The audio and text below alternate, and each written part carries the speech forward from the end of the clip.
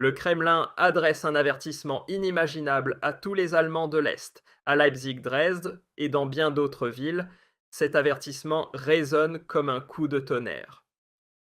Mais avant tout, vous devez savoir que la Russie est parfaitement au courant de la situation en Allemagne. Oui, le Kremlin nous observe de très près. La CDU et le SPD ne sont plus ce qu'ils étaient autrefois. Ils défendent une idéologie occidentale qui détruit notre pays de l'intérieur, une migration incontrôlée qui submerge nos villes et menace notre culture. Une idéologie du genre qui bouleverse nos familles. Le Kremlin adresse un avertissement inimaginable à tous les Allemands de l'Est, à Leipzig-Dresde et dans bien d'autres villes. Cet avertissement résonne comme un coup de tonnerre. Mais avant tout, vous devez savoir que la Russie est parfaitement au courant de la situation en Allemagne. Oui, le Kremlin nous observe de très près. La CDU et le SPD ne sont plus ce qu'ils étaient autrefois. Ils défendent une idéologie occidentale qui détruit notre pays de l'intérieur, une migration incontrôlée qui submerge nos villes et menace notre culture. Une idéologie du genre qui bouleverse nos familles et désoriente les enfants, et cette idéologie climatique qui nous étrangle avec des interdictions et des taxes, pendant que les puissants continuent de prendre l'avion et d'amasser de l'argent. Le gouvernement fédéral ne s'intéresse pas au dialogue, alors même que Poutine dit « Venez me voir, je suis prêt à discuter avec vous ». Pourtant, jusqu'à présent, Merz n'a même pas pris contact avec Poutine et envoie à la place des milliards à l'Ukraine, des milliards dont nous aurions besoin ici en Allemagne, de l'Est pour nos routes, nos écoles et nos emplois. Au lieu de cela, nous finançons un conflit sans fin qui ne nous apporte rien si ce n'est des prix de l'énergie plus élevés et davantage d'insécurité. Pour commencer par les faits et les chiffres, les Allemands de l'Est se montrent clairement plus critiques à l'égard des livraisons d'armes des sanctions et du soutien à l'Ukraine. Selon le Deutschland Trend, de janvier, 47% des Allemands de l'Est estiment que l'aide militaire apportée à l'Ukraine va trop loin. A l'inverse, à l'Ouest, seuls 33% partagent cette opinion. Pas moins de 52% des habitants de l'Est pensent que le soutien financier à l'Ukraine devrait être immédiatement interrompu. À l'Ouest, ils ne sont que 38% en général.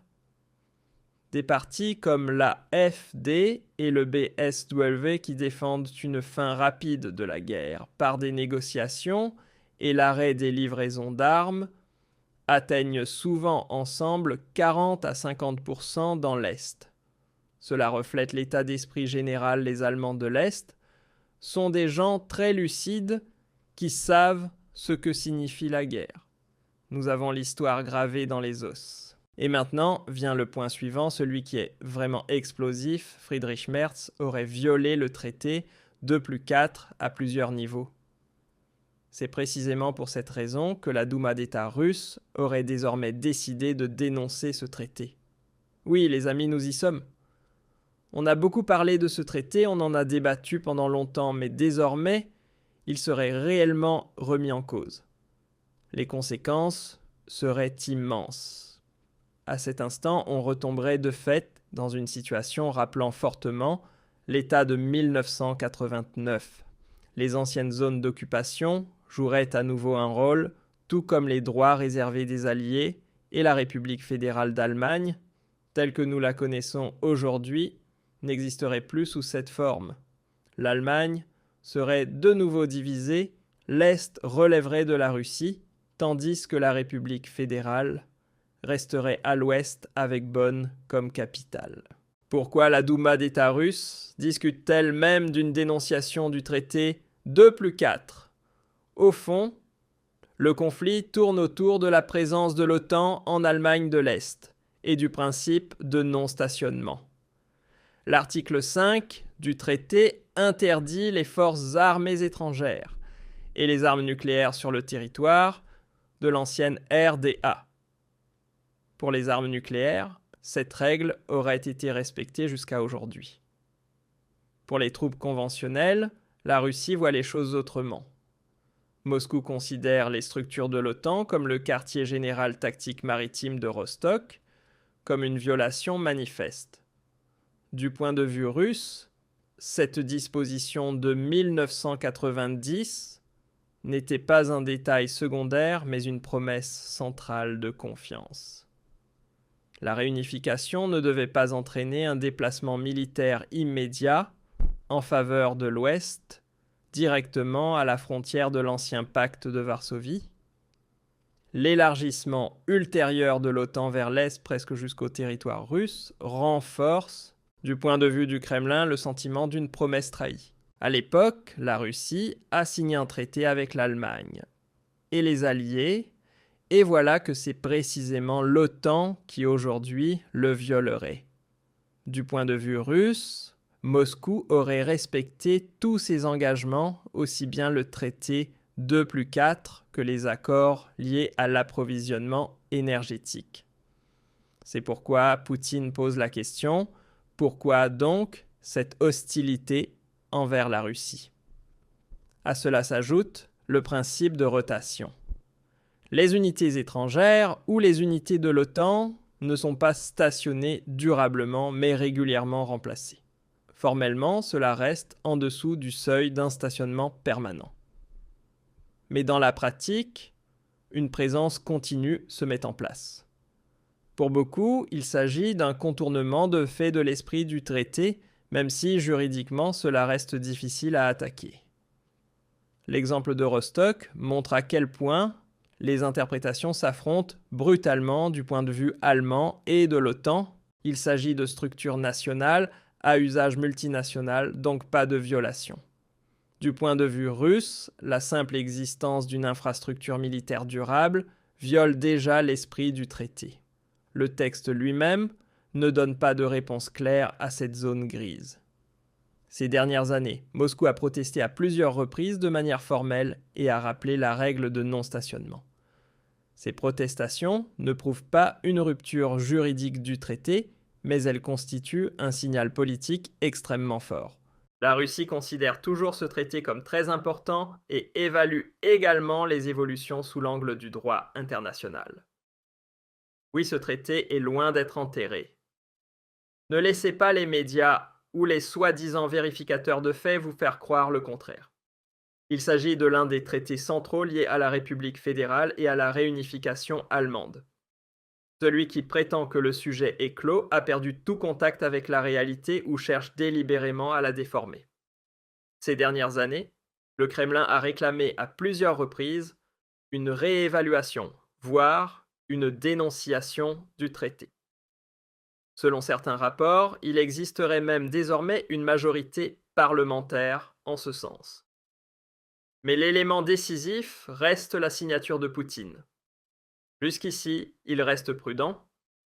Une dénonciation aurait des conséquences géopolitiques gigantesques et détruirait encore davantage l'architecture de sécurité européenne, déjà fragile, mais le simple fait que cette discussion soit désormais ouverte envoie déjà un signal massif. Poutine d'ailleurs a vécu de 1985 à 1990 à Dresde en tant qu'officier du KGB. L'expérience qui l'a profondément marqué, c'est l'effondrement de 1989. Il a vécu de près les manifestations de masse, l'assaut contre le siège de la Stasi et la chute du mur. Pour lui, ce fut un moment d'impuissance totale. Il appela désespérément Moscou et ne reçut qu'une seule réponse : Moscou se tait. Selon ses propres mots, cet épisode l'a marqué de manière massive. Il a vu l'effondrement du bloc de l'Est comme une trahison, comme une faiblesse absolue de la direction soviétique et comme le début de la fin de la grandeur russe. Cette humiliation reste profondément ancrée jusqu'à aujourd'hui. C'est précisément ce qui rend la situation si explosive. Si la Russie veut vraiment faire revivre l'Union soviétique, pourquoi s'arrêterait-elle justement devant l'Allemagne de l'Est? La RDA n'était pas pour lui une simple zone périphérique, mais une partie centrale du système qui s'est soudainement écroulé. Dans les manuels scolaires russes, la réunification allemande est désormais présentée comme une annexion de la RDA par l'Ouest, une colonisation et non une union volontaire. Cela s'inscrit parfaitement dans son récit de l'empire perdu que l'Occident aurait volé. Notre gouvernement fédéral a-t-il fatalement sous-estimé Poutine?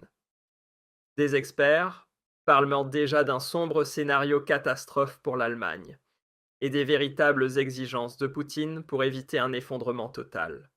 Ce qui se passe ici n'est plus un jeu. Le conflit entre la chancellerie et le Kremlin a atteint un nouveau niveau extrêmement dangereux. Merz était arrivé avec la promesse de montrer de la fermeté afin d'imposer la paix. Poutine a brisé ce calcul d'un seul coup de marteau diplomatique. L'ultimatum venu de Moscou n'est pas une note ordinaire. C'est l'exécution politique du cœur même de la ligne de politique étrangère de Merz. Selon des informations provenant de milieux sécuritaires, Moscou exigerait l'arrêt complet de toutes les livraisons d'armes, en particulier des systèmes à longue portée destinés à l'Ukraine, l'acceptation d'une nouvelle zone neutre en Europe de l'Est et lierait tout cela à la sécurité économique de l'Allemagne. La menace est limpide. Soit Berlin cède, soit les derniers canaux économiques encore ouverts seront définitivement coupés. Pour une industrie qui souffre déjà de la flambée des coûts de l'énergie, ce serait un coup fatal. Merz voulait diriger l'Europe et forcer Poutine à venir à la table des négociations, mais le chef du Kremlin a retourné la situation à son avantage. Pendant que Merz mise sur la solidarité de l'OTAN, Poutine joue la carte de la division. Moscou le sait parfaitement, en cas de rupture totale, l'économie allemande se retrouverait au bord du gouffre. Entre 10 et 15% des capacités industrielles dépendraient encore indirectement de chaînes d'approvisionnement que la Russie peut perturber massivement. La guerre de l'ombre s'intensifie. À Berlin, la tension monte. L'AfD accuse Merz d'avoir entraîné le pays dans une guerre économique insoluble. Le ministère de la Défense et les services de renseignement mettent en garde contre des attaques hybrides, des informations pirates informatiques visant les réseaux énergétiques, cyberattaques contre les infrastructures critiques. Ces activités auraient fortement augmenté en parallèle de l'ultimatum. Les chiffres bruts de l'échec parlent d'eux-mêmes. Sur le plan militaire, Merz avait promis des livraisons d'armes d'une valeur de plus de 5 milliards d'euros. Mais désormais, Poutine menace de considérer chaque chaîne logistique comme une cible légitime. Dès qu'un transporteur d'armes ou un convoi transportant des missiles à longue portée atteint l'Ukraine, il devrait être détruit avant même d'arriver dans les régions concernées. L'ouest de l'Ukraine est particulièrement visé, car Poutine sait très bien que c'est là que beaucoup d'armes allemandes arrivent en premier. Il faut comprendre une chose, Poutine ne joue depuis longtemps plus selon les anciennes règles diplomatiques. Mais de son point de vue, l'Europe ne le fait plus non plus. Non. Il exploite froidement la vulnérabilité de l'Allemagne en tant que nation exportatrice. C'est précisément pour cela que le traité 2+4 réapparaît maintenant dans le débat. Poutine tente de pousser Merz dans ses retranchements tout en gagnant du temps. En même temps, des conséquences directes menacent les bases de l'OTAN en Allemagne. La pression venue de l'industrie augmente d'heure en heure